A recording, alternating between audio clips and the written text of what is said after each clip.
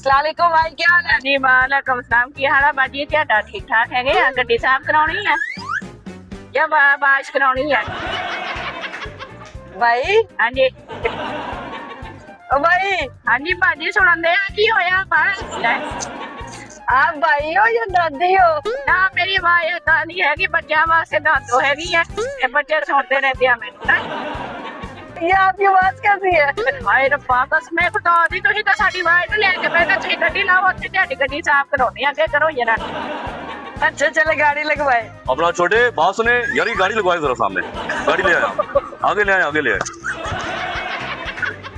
क्या कर रही हैं आप हंसी जा रही है अंदर ले आए गाड़ी क्या हो गया है हाँ ਬਾਜੀ ਤੁਹਾਡੀ ਮਿਹਰਬਾਨੀ ਉੱਥੇ ਅੰਗੜ ਲਾਓ ਤੇ ਤੁਹਾਡੀ ਗੱਡੀ ਸਾਫ਼ ਕਰਾ ਦੇਣਾ ਗੱਡੀ ਤੁਹਾਡੀ ਸਾਫ਼ ਬਣਾਈ ਫਿਰ ਤੁਸੀਂ ਕਹਿਣਾ ਤੁਹਾਡੀ ਗੱਡੀ ਸਾਫ਼ ਕਰਕੇ ਦੇਣਗੇ ਤੇ ਇਹ ਮਨ ਕਰ ਹਨਾ ਸਾਫ਼ ਹੀ बेटा आप ऐसे करें, गाड़ी आगे, बड़ी मेहरबानी, आप आगे आगे ले आए।